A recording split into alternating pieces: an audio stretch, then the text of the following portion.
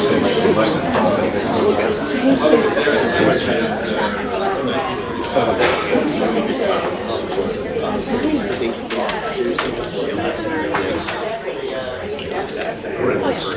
does that here, say Dorsey. Oh, yeah.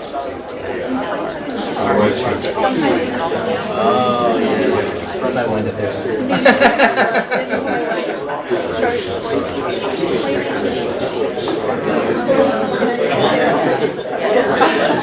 You should like team lunch hour. No, what I've done.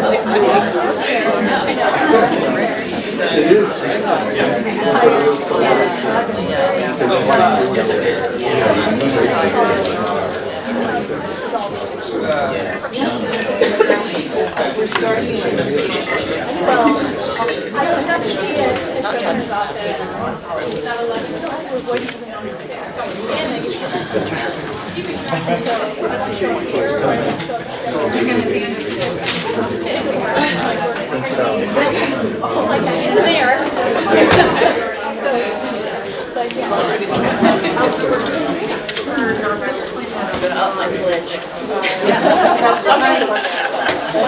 If everyone could sit down and take your seats, please.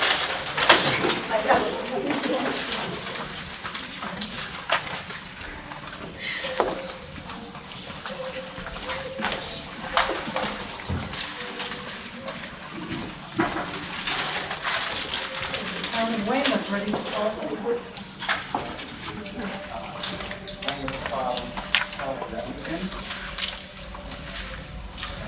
And I'll just remind everyone to please keep your voices up when you're speaking.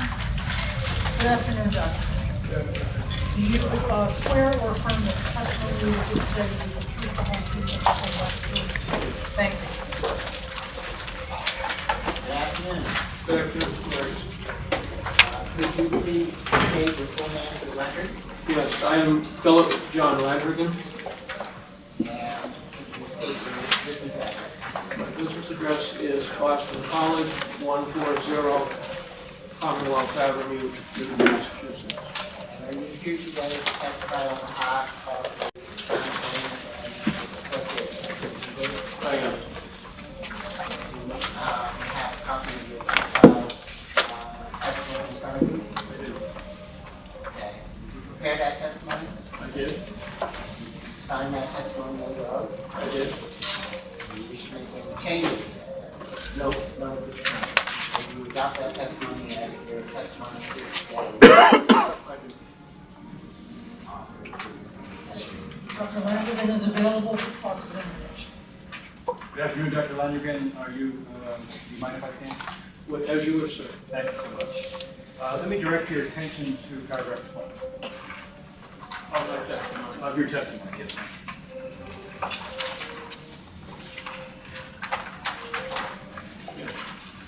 and in that paragraph, you identified the documents that you reviewed in preparing your testimony, correct? That is good. Did you review any other documents than those that are listed here? Well, I have a long history of working in this space, and in the course of my daily work, I read articles and books on air pollution and related topics, and so all of that constitutes a body of background knowledge that I access to prepare this report and that I access in my daily work. But these are the documents that I reviewed specifically in preparation for this event today. Thank you. And indeed, your CV, which is attached to your testimony, is really very impressive. With the publication. Yes, sir. I recall and I'm sure we're quite impressed. Thank you. But with respect to this particular site and the emissions that are proposed in the facility, is it fair to say that paragraph 20 captures what you looked at with this particular site? Yes, sir. I do not see in this list that you reviewed not content, but I refer to actual application to DEP for this permit. So you did not review that, I right? looked at it, I did not review it in detail. And within that application, are you aware that Algonquin provided its estimates of potential to emit from that facility? In a general way, sir. But you have no testimony about that, do you? About their emissions, I do not. About the, and so your testimony does not dispute the way that those potential emissions were presented, correct? It neither accepts them nor contests them. And you also did not list Mass DEP's air pollution control regulations, correct?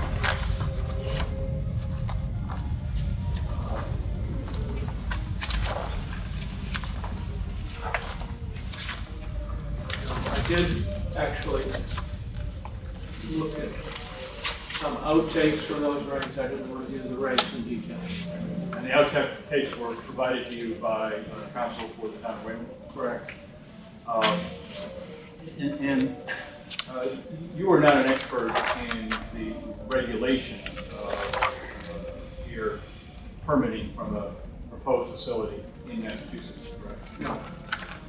So other than that one piece of outtakes that you call it, you have no testimony about whether or not the application comply with the regulations, right? Yeah, the only thing I can offer in that regard is that DEP seems to have applied a very different modus operandi here than they did in 1990 when they denied the siting of the Clean Harbors facility in a very immediately adjacent area.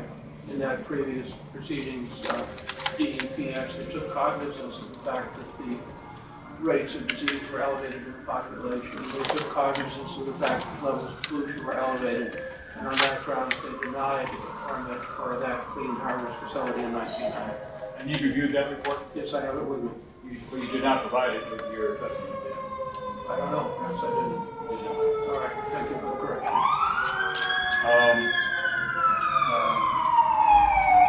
You understand that the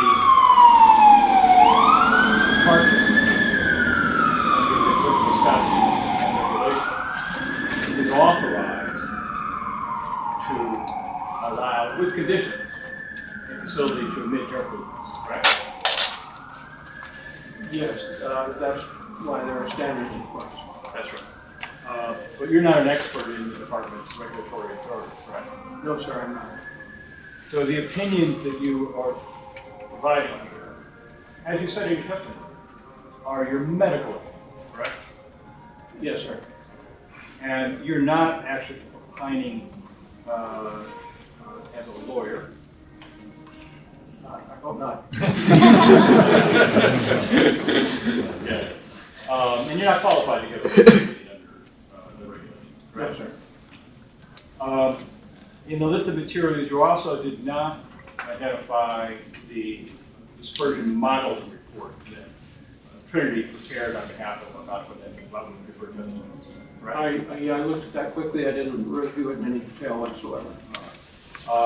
And your testimony, again, does not address the modeling or the describing that, correct? Correct.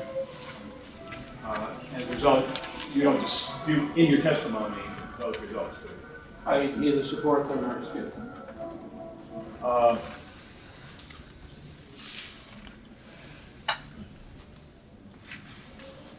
In the list of materials you reviewed, you also referred to several other reports that were not included with your testimony. I would refer to them one by one. Okay.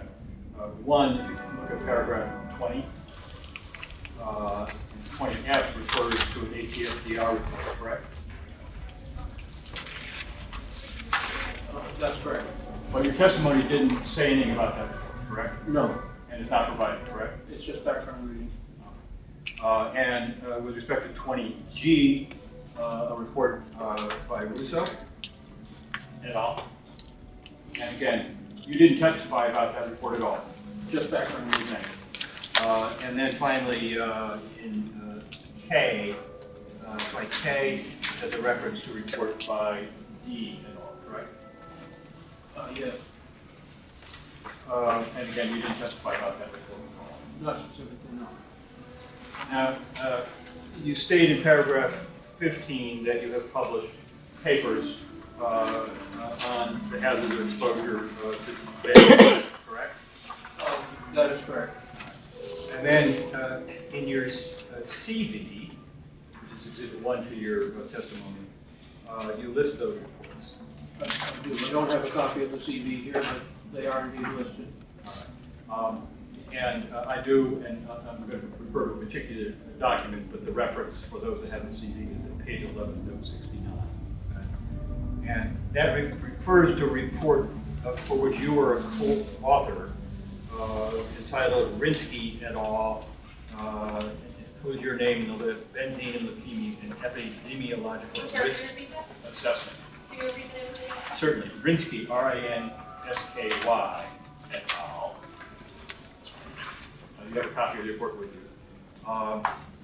Benzene and leukemia and epidemiological risk assessment. Correct? Yes, correct. I have copies. I would ask that this be marked for identification.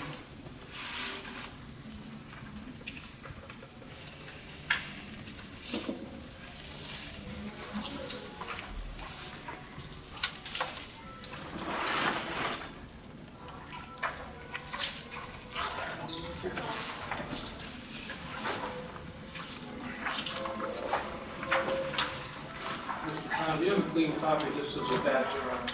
That's what it is.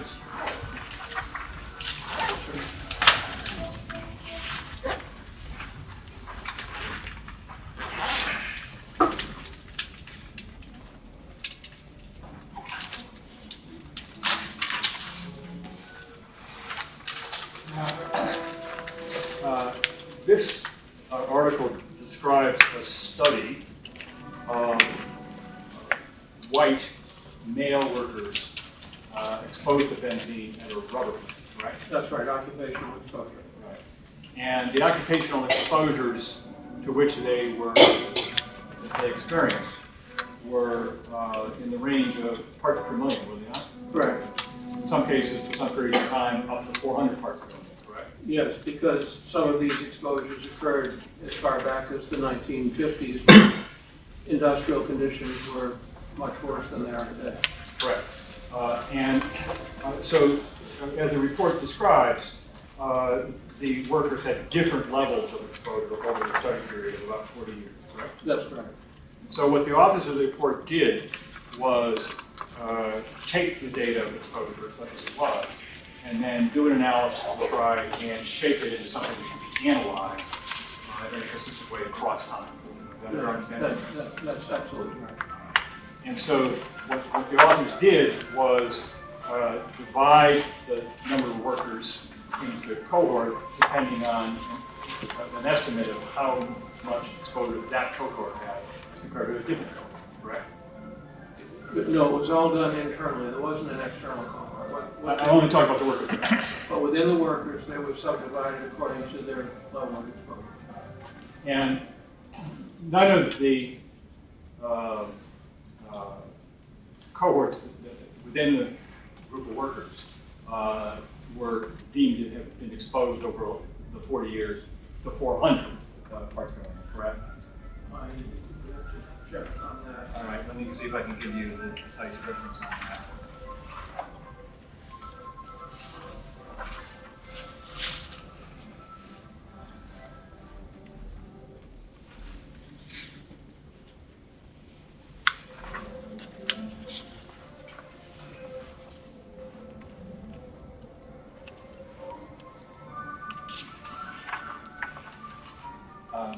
I refer you to page 1046 in the left column.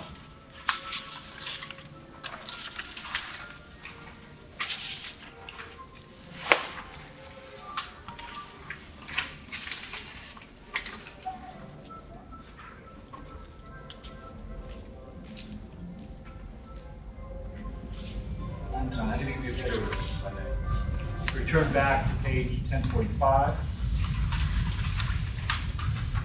In the right-hand column, under the analytical methods, In the third paragraph, the person years in cohort were divided into 4 categories of stories. That's what I'm really trying to do.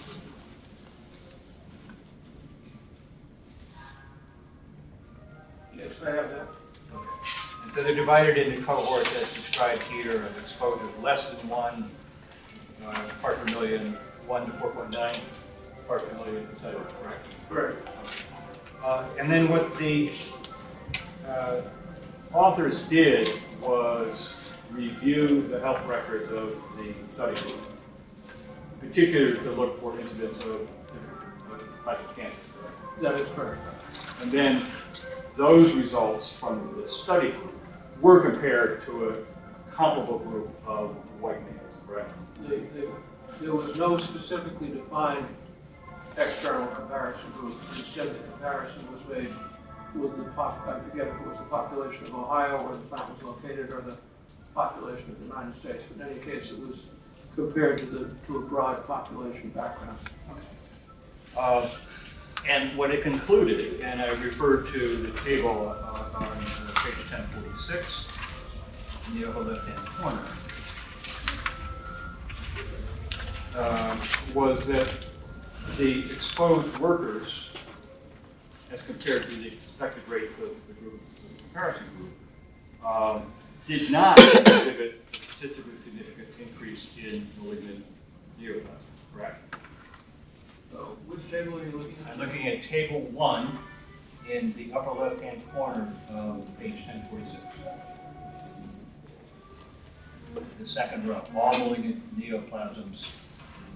And when you look at this standardized mortality ratio, it is showing there is not a statistical difference between what was found in the study group and the comparator, correct?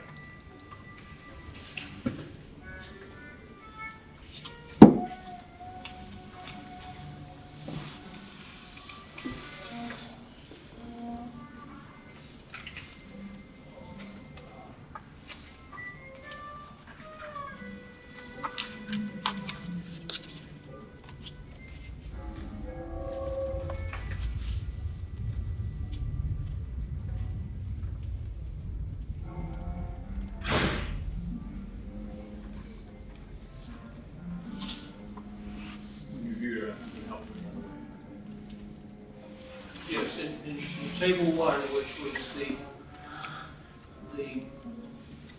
looking at the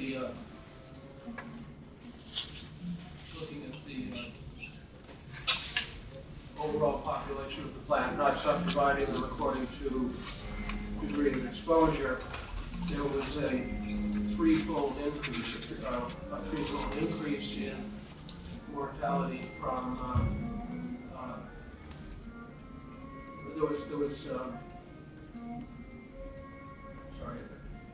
threefold increase in mortality from leukemia, but not a significant, not a statistically.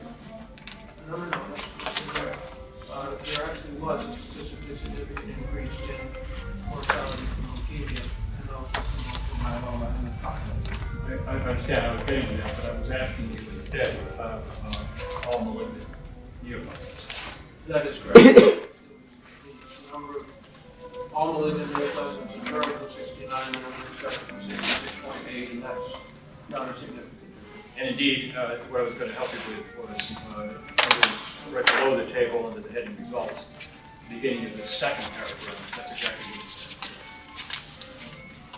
what It is indeed, yes. And then, as you say, what the study was reporting is that within the study group, there was a statistically significant difference in the experience of leukemia and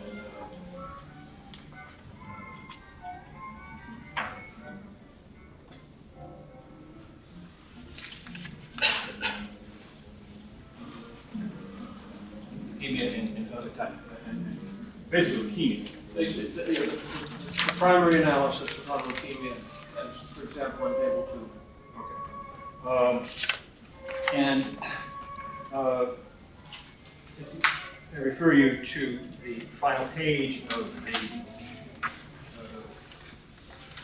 report, the citation, that's on page 9, the conclusion section, the study section on page 1049, and the final paragraph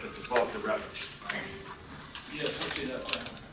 And there, after having assessed the risk of additional leukemia at the different levels assumed in the cohort, right, the report concludes, and I quote, at exposure of 0.1 ppm, the risk of leukemia would be virtually equivalent to the background risk. It says that, but I want to introduce two caveats here. The first is that this paper was published in 1987, so 22 years ago. Since then, other studies have shown that the risk extends down to lower levels. And the second caveat is this is a population of adult workers, mostly male, maybe entirely male, and not women or children who have different risks. I understand, but this report says what I just said. But it says what it says, yes, sir. Did you do any of the research that you just described to address other populations for leukemia? No, it's published information in the literature. It's not research that I've made. Just focusing on your report, I just want to get the map. Okay. The concentration of 0.1 parts per million is referred to in that text of the report. It's mathematically the same as the concentration of 100 parts per billion, correct? That is correct. Do you know what the math DPAL is for benzene? Could you refresh my memory, please? The value of 0.03 parts per billion, refresh your recollection. And I have a copy of math DP's benzene supporting information with me. I'm going to offer the exhibit on anyway.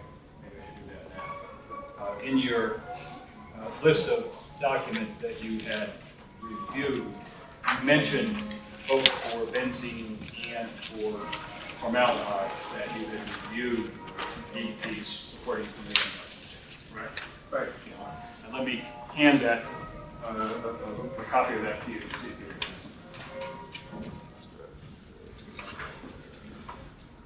Could you please identify the document, Mr. Chairman? Yes, the title is Supporting Documentation for Mass DP Air Charge for benzene. An updated December 8th.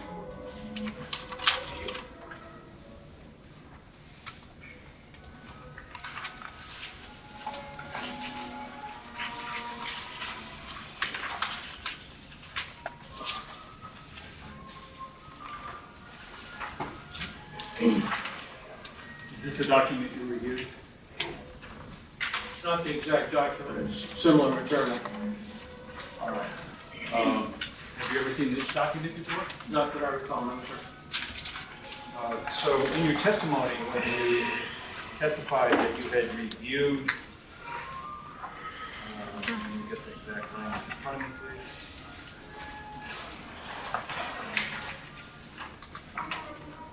I'm looking at paragraph 20 again. And look at 20L.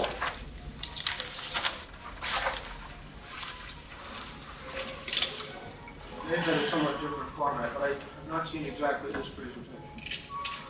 Well, what's stated in your testimony is that you had reviewed supporting documentation for MSDP air guidelines. Actually, L says formaldehyde, but it has the December 8th date. And I would suggest to you that this is a typo in the testimony because the next line correctly refers to the formaldehyde one, which you also have dated in 2011. So I think actually it's a typo. Probably is.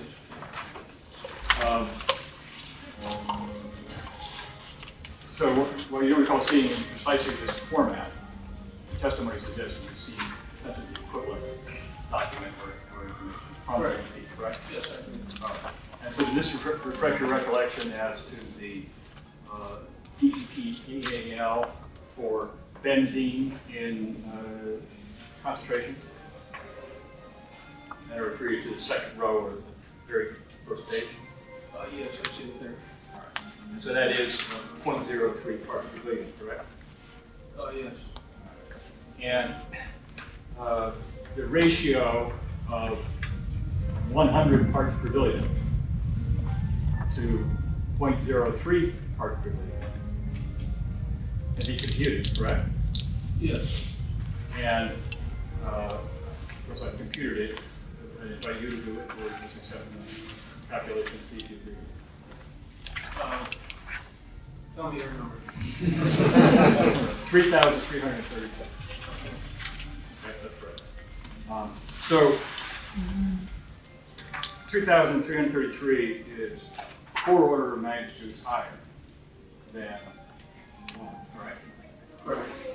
So when DEP set the AAL for a lifetime exposure to and prevention, they came up with a number that was 4 order of magnitudes lower than what your report. I recognize this other data too.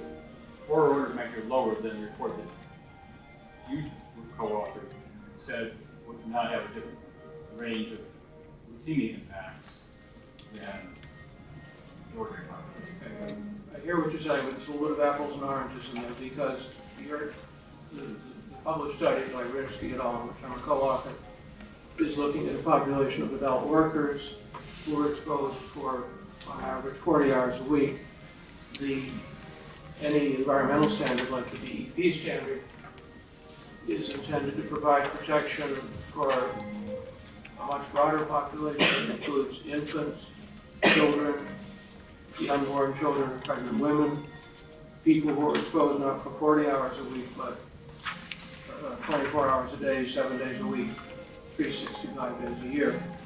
And it's common practice that community standards be set multiple orders of magnitude below occupational standards. Correct. And indeed, your testimony refers to that. Yeah. And particularly with respect to community standards, I believe you used that phrase in paragraph 60. Correct?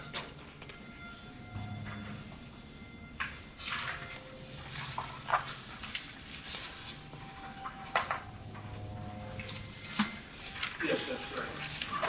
So in your testimony, I'll give you the citation number of paragraphs.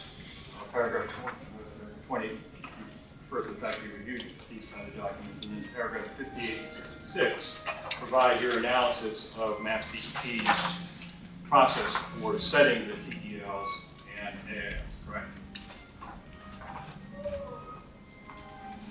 Correct, yes.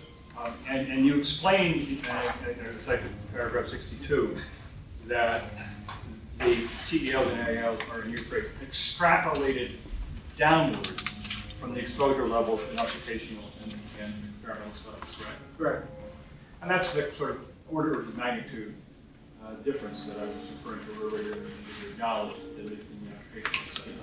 Even multiple orders. Yeah.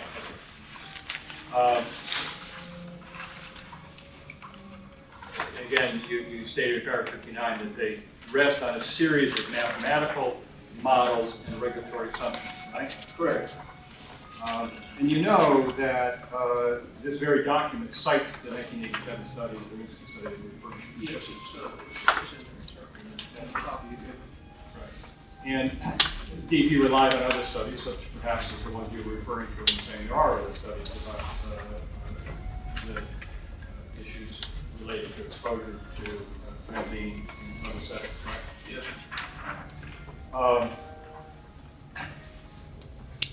For the TEL, one of those regulatory assumptions involves the so-called relative source contribution, right? I'm not sure. Well, I think you testified so in paragraph 66.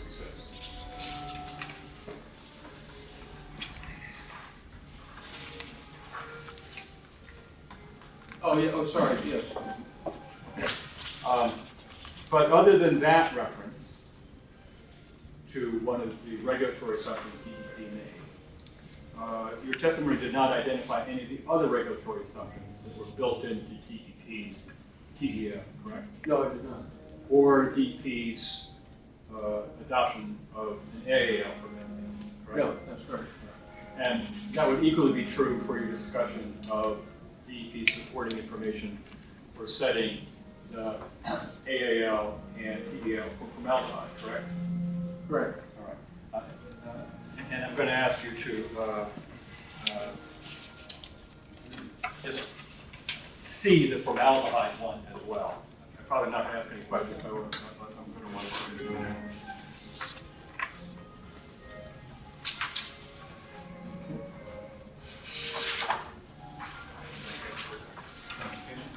Thank you.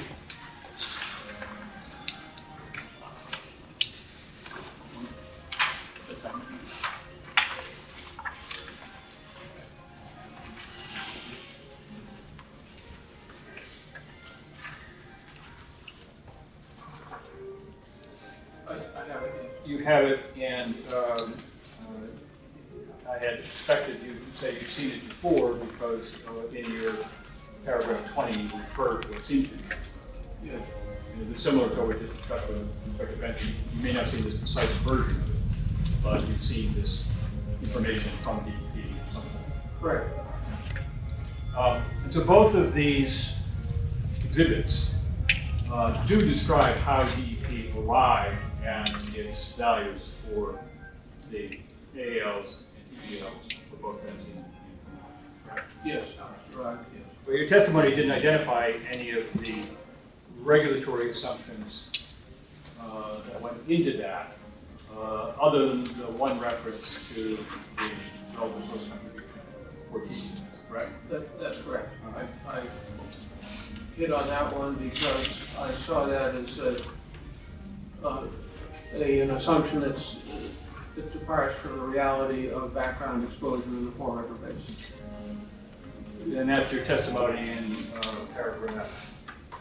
Doesn't matter where it is. I know it's in. Yes.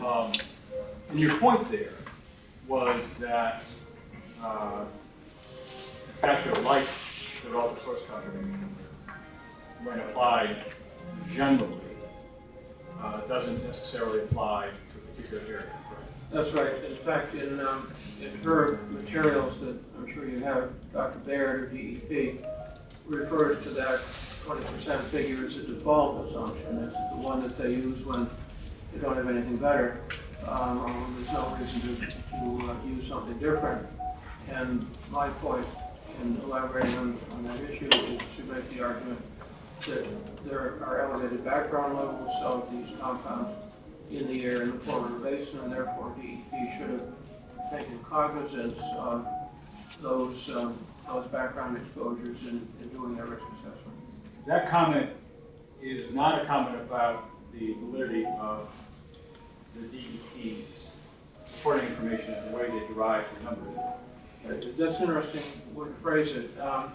It's not a negative comment on the internal validity of the document. It's a comment on the external validity of the exercise of applying the document to the real world situation in Fall River. You're challenging the application of it in this instance rather than the actual derivation of the relevant source code. Correct.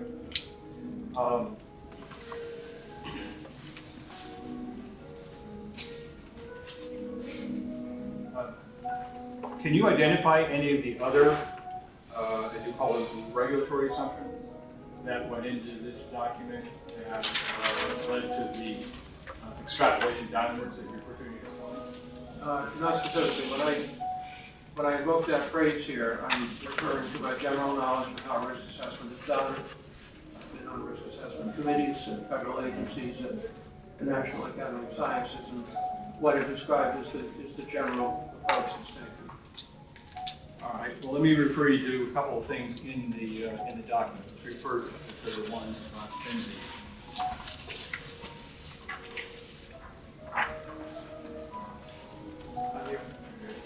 So, in the benzene one, if you look at page 2,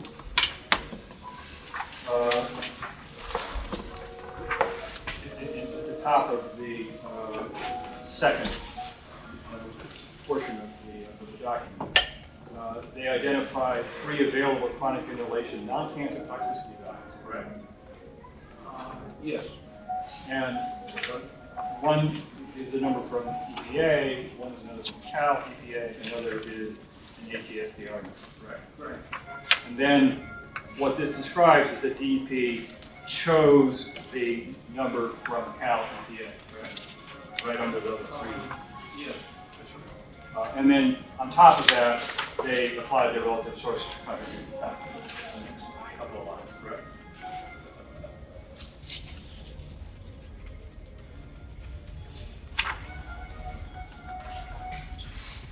But that's that again. So they did a review of the three values from the EPA, California, and ATSDR, correct? Yes. They decided to choose the California number, correct? Correct. And then to that number, they applied another factor, which is the relative source factor. Oh, the equation there, yes, they applied a source contribution of 20%. That's right. Okay.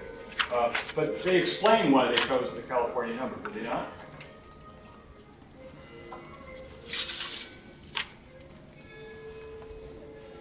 They say they selected it.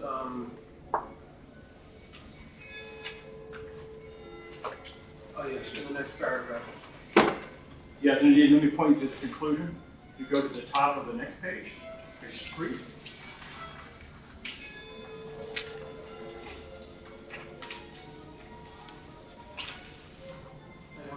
All right. What does that statement say?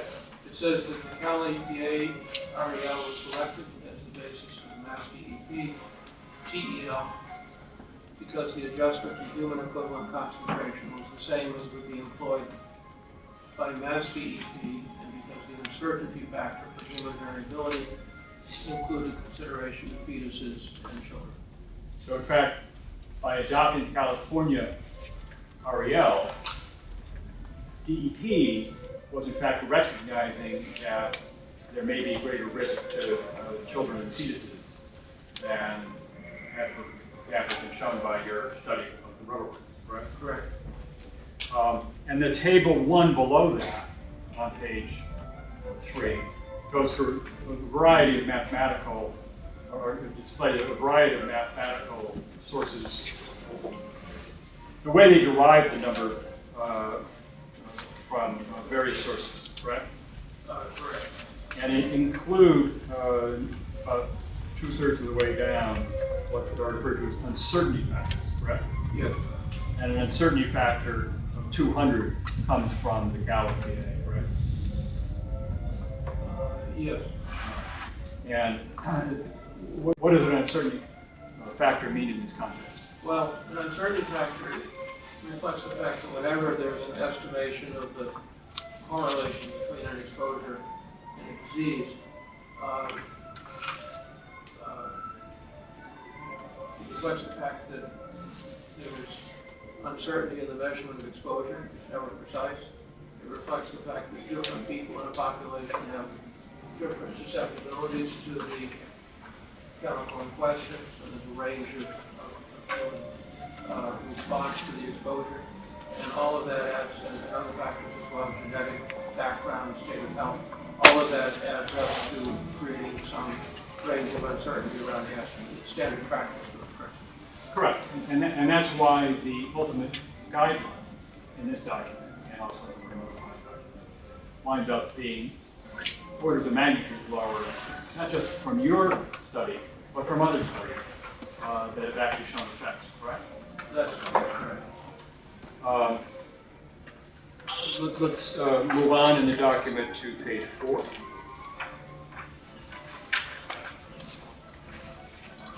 And at the bottom is where they start talking about the AALs that were designed to address long-term use of cancer, correct?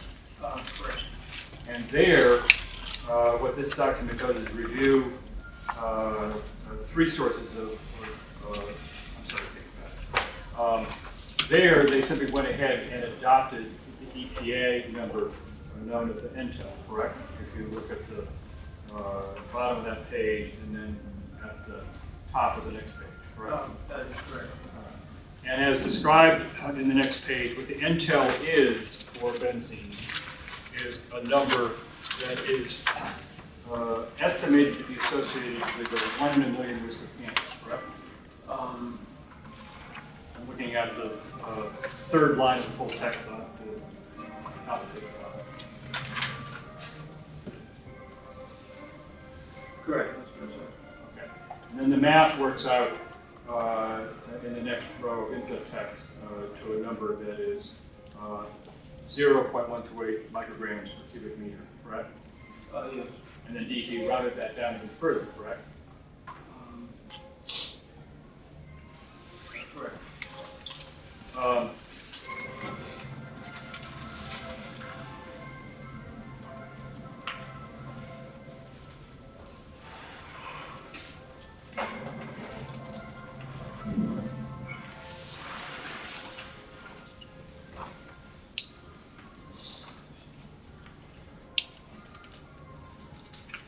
If you could refer to paragraph 74 of your testimony.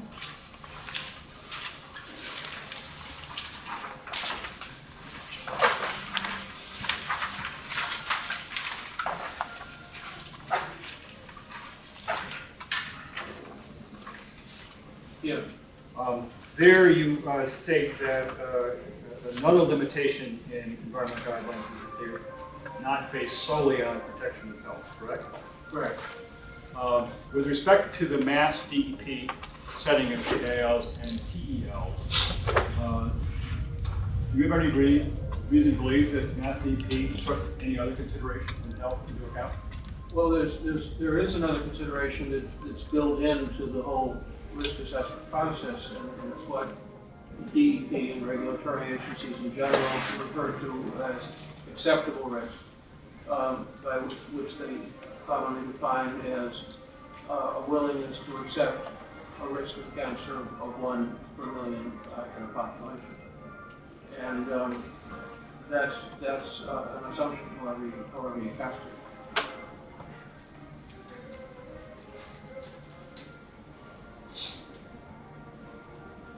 When a regulator tells a population that they have to accept a certain risk, an assumption built in there. What's the assumption in that? That the acceptee, the population that's on the receiving end of the toxic emissions, is willing to accept the risk of 1 in a million. Is that an assumption or is that a regulatory decision? It's a decision based on an assumption And what's the assumption? that the population is willing to accept a risk of 1 in a million in cancer.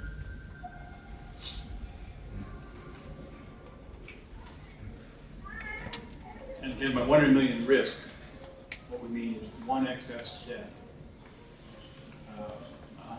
for a million people exposed to the regulatory. One excess cancer death and 1 million people exposed over a long period of time.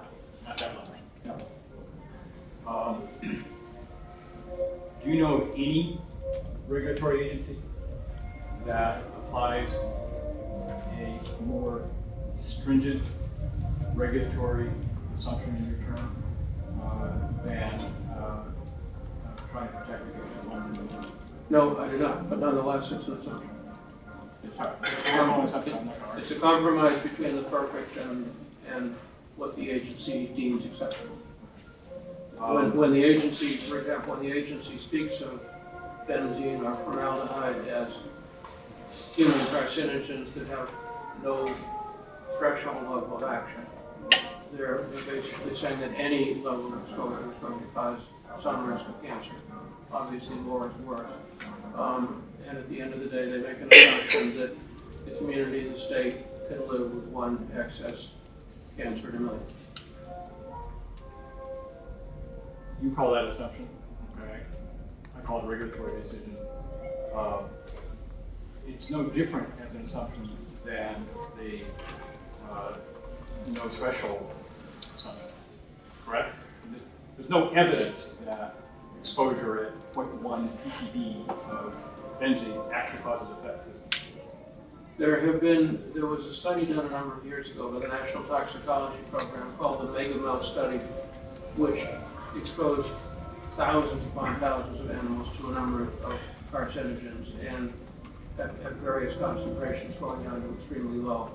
And in that study, the dose-response relationship, the relationship between the level of exposure and the cancer outcome extended as far down as the eye can see. As far as I can see, I can't see one part we're doing. One part we're doing. What? It extended down to the lowest measurable levels. Which is? I don't remember, but it was a big study. The whole point here is that this is human carcinogens. The standard teaching that we were all taught back in medical school is that human carcinogens, especially chemicals like benzene, which directly damage DNA, same with radiation does, are capable of causing cancer down at the lowest level. More is worse, of course, but even down at the lowest level they cause cancer. So what regulators do, they make an assumption, or if you will, a decision that they're willing to live with a certain amount of cancer in the population, but that's the way it is. Okay. And do you accept that? I pointed out, I don't have to accept it. I'm just pointing out that it's the way they do business. And it does not give complete protection in the exposed population. It gives protection down to a certain level. Well, your testimony in this case is that the projected levels of exposure to benzene, for example, from this facility poses an unacceptable risk to the population, correct? I talked about the combination of releases from the factory plus background levels of exposure. Yes. We can't do anything about the background. Well, as a matter of fact, DEP could have taken them into account when they did the risk assessment, as they did back when they did the Clean Harbors risk assessment in 1990, but they didn't do it. Well, they did take some account of it because they went out and did their own monitoring and considered those results, didn't they? You know, you see them factored into the risk assessment. I understand, but it's not as if the regulators didn't consider those results. Just didn't consider it the way you want them to. Well, they didn't consider them at all. They didn't factor them into the equation. So. Have you done any calculations of the actual lifetime risk of exposure to chemicals, to emissions from this facility? Not from this facility.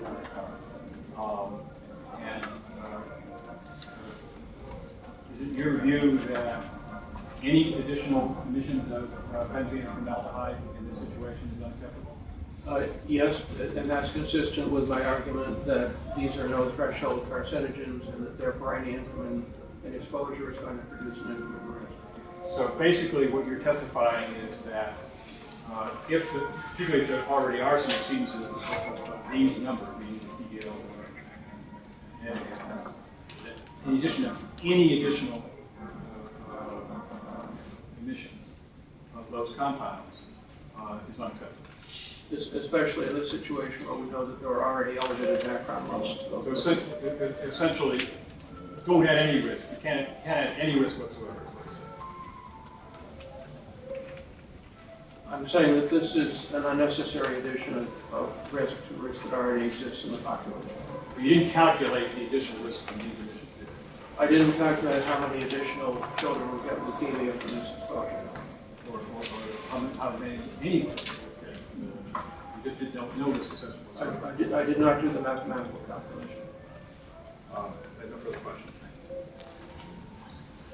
Thank you, Mr. Jones. I'm sorry. Harvey does have some questions. Okay.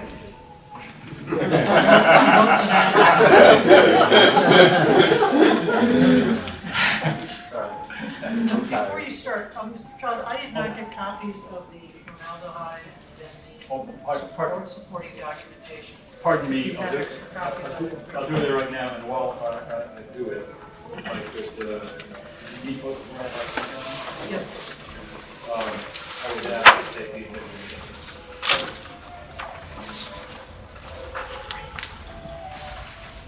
And also, Thank you. Any objection to the admission of those documents into evidence? Okay, those can be admitted.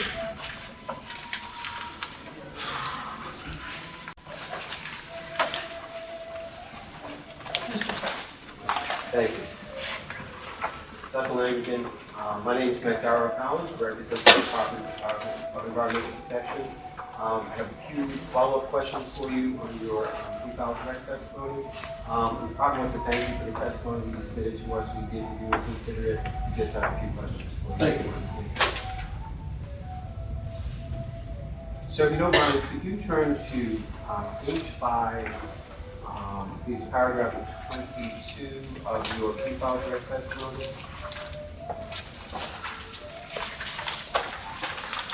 Yes, I have that paragraph. And I'm sorry, I think I gave you the wrong citation. I apologize.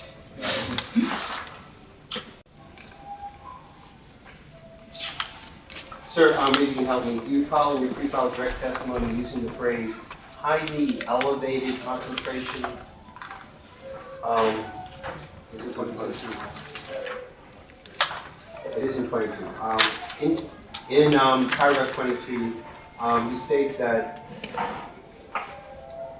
under the plan approval, it would introduce a serious risk of polluting the surrounding ambient air, contributing to an already highly elevated levels of pollutants, including air toxins such as formaldehyde and benzene.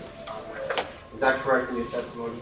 Yes, I was referring there to the data that I've seen showing that levels of formaldehyde and benzene in the greater Boston airshed are roughly 4 times greater than the Massachusetts standard, which it's a 400% increase I consider highly elevated. So, I'm sorry, so you're saying the greater Boston air shed? Yeah. Is that what you said? Yeah, because this place is only 9.2 miles from downtown Boston. So you're basing that on a larger area than the area where the site is? The concept of an airshed in the air basin in which this compressor station will sit. And you say highly elevated as compared to what? What do you make of it? Compared to DEP standard, the numbers that I've seen indicate that the levels in Lynn and Boston are 4 times greater than the levels set out in the standard. And when you say standard, are you referring to the AALs? The annual, the Enbridge. Okay.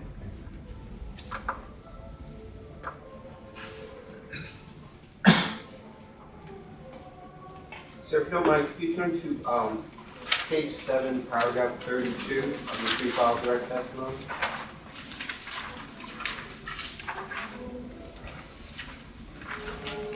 Yes.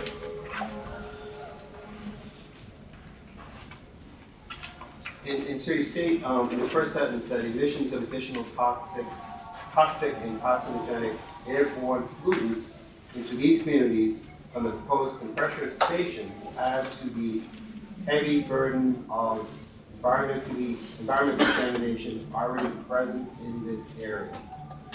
I read that correctly? Yes, except you left out the word already. Already. Oh, thank you. That's all right. What kind of environmental contamination are you referring to there? The background contamination with particulates, benzene, formaldehyde. I guess so air contamination? Airborne contamination in all 3 instances, yes, sir. And what data did you rely upon in order to reach that conclusion? I don't have it here with me, but I was, council showed me data collected in, council showed me data, and without looking at the data, I don't want to specify where they're collected because I'm not sure. Was it the AAL? Wasn't the department AALs, correct? I'm sorry. It was not the department AALs? You're not basing it on the AAL background ones? You're basing it on some other data? No. I'm comparing the measured levels that I saw were 4 times higher than the department's AAL. Those are the data that I saw. And is that data attached to the file direct testimony? I don't think it is, no, sir.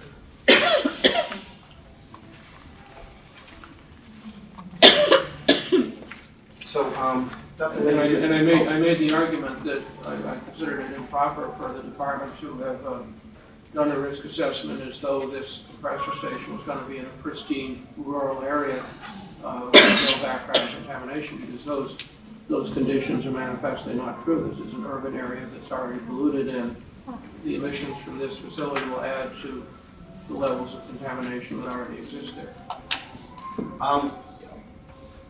Just to clarify, did you say the department did a risk assessment? No, the risk assessment was, as I understand it, done under contract to the department by the Metro MCPA. And that has to do with the HIA? Yeah, the HIA. And Dr. Levy, you're aware this is a permitting proceeding, correct? Yes, sir. And do you know the difference between a permitting proceeding and a risk assessment? Risk assessment is, I was always taught that risk assessment and risk management are two separate things. A risk assessment is a semi-scientific endeavor that attempts to evaluate risk, and I would imagine that permitting falls under the heading of risk management, where you apply risk assessment and other considerations such as economic, political, socioeconomic to the final decision that the state makes. So, Dr. Landrigan, you know the thing the department is looking at here are the emissions, the proposed emissions that come from this facility, correct? Yes. And if I understand your testimony, and correct me if I'm wrong, but your testimony is any exposure to a toxin such as benzene can cause the risk of cancer.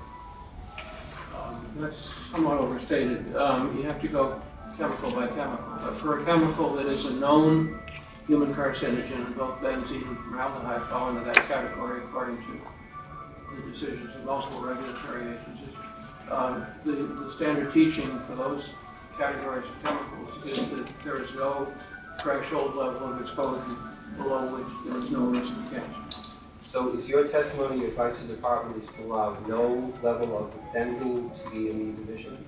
My advice to the department is to set as your first priority the protection of the health of the people who live in the Fall River Basin, which I would have thought would be your constitutional charge, and to then weigh the anticipated emissions from this facility against the background contamination that exists in the area. And I'm struck by the sharp contrast between the approach that your own department took in 1990 on the Clean Harbors decision, where you did consider background, and the approach you're taking now where you're not considering background.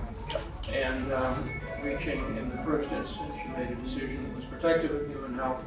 And in this instance, in my opinion, you're coming down on the side of a decision that will increase risk to the people who live in this community. So, Doctor, what would you say would be the appropriate, acceptable amount of benzene that we should allow out of these emissions for this facility?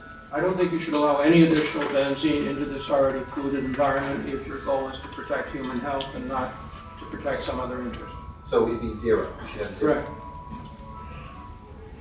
Excuse me, put the sign down, please. Thank you.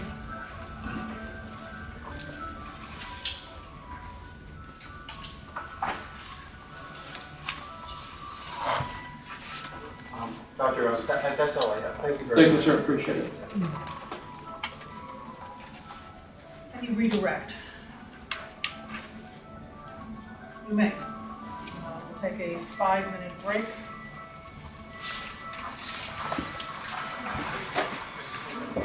Yes, you may.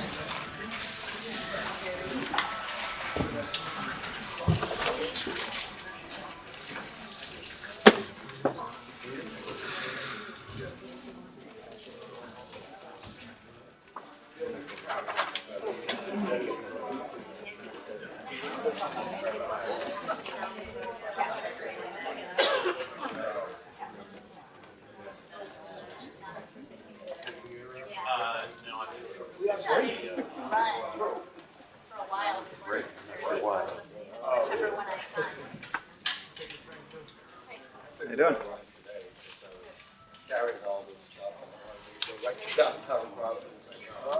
He was huge. It's all that white hair. Yeah, he's right. I happen to have the original Clean Harbors decision. It was much better. Not even highway land use. Try to do a risk assessment. I had no credentials. They wanted because they're in the pocket of. I wanted to blame it on someone. And the governor, Now, well, they already did. They actually wrote a letter after saying, in spite of what we said. They made me do it. It's a loaded organization, and their office is right across the street. 2 floors of a highly expensive walkovers used to be had. I expect.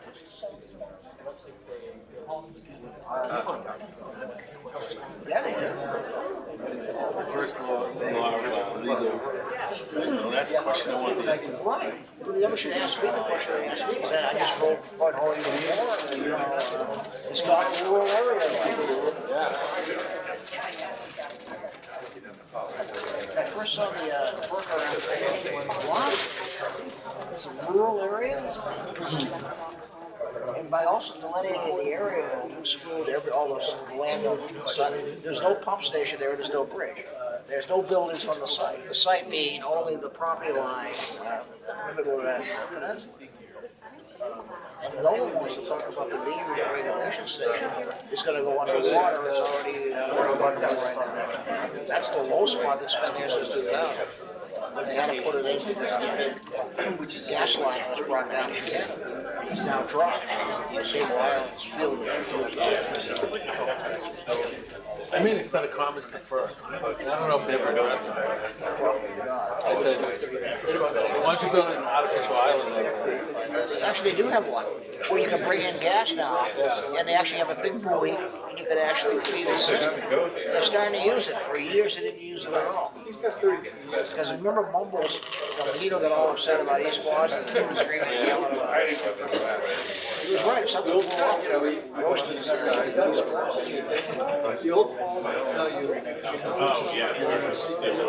So,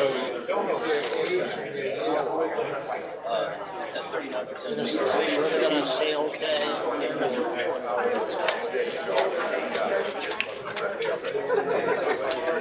Time to hit the bathroom when you're old and decrepit.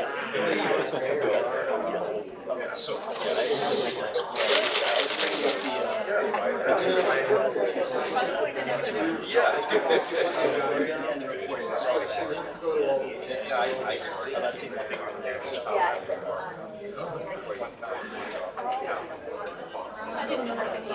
Somebody course.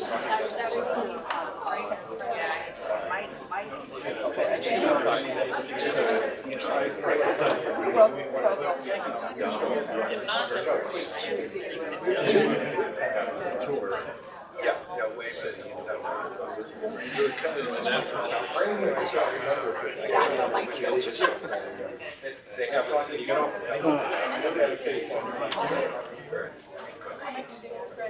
Yes, definitely. You should do some I'm the Tom just gonna bend right over everyone. But the guy actually.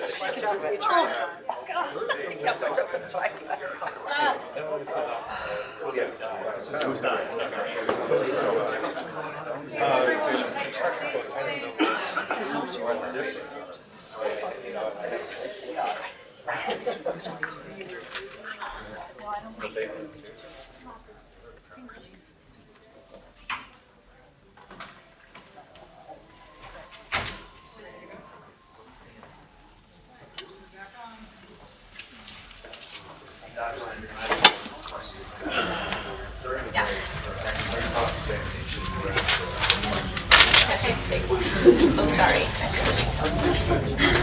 I can't. Sorry. During cross-examination, you were asked a number of questions about your conclusion of highly elevated background levels of certain toxins, and you referred to data that you had seen. During the break, did you have an opportunity to determine where that data was located? Yes, I realized it came from the health, the hazard impact assessment, the HIA, if memory serves me correctly, page 69, page 7. The health impact assessment? The health, the one that was done by MCPA.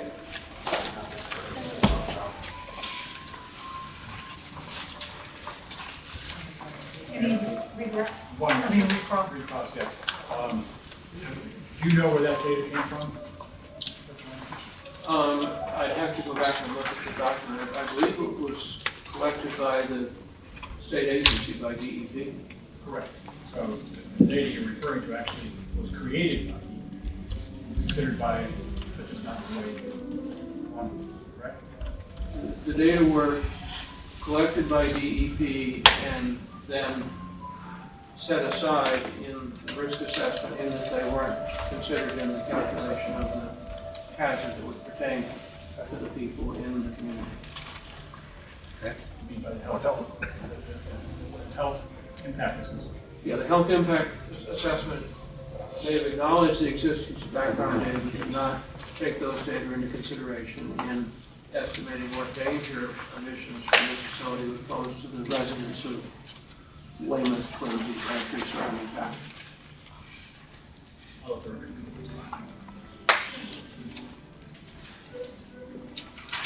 Dr. Landrigan, I think you want to. Thank you. It is 4:30. Would the town of Weymouth like to call its next witness? Seems like maybe that's it.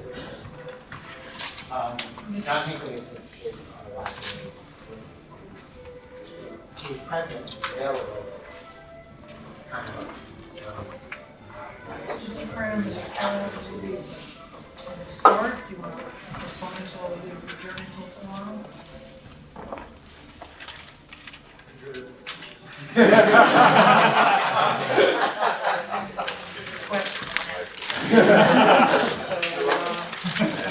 That concludes. Madam Hearing Officer, can I just ask a scheduling question? Sure. For the town of Hingham, as you're aware, we've adopted the testimony in the memorandum of Weymouth. And on Friday, I need to go to my daughter's graduation in the Midwest. I would prefer to be excused for the town of Hingham for Friday, if that could be permitted for you.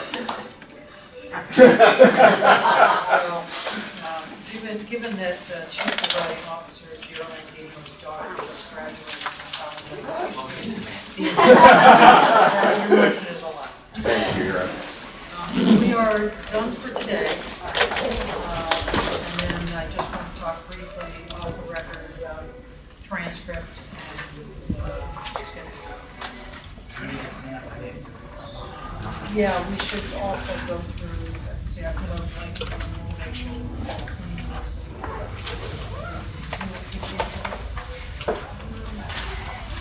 Okay. So we are adjourned for the day. We'll resume tomorrow morning.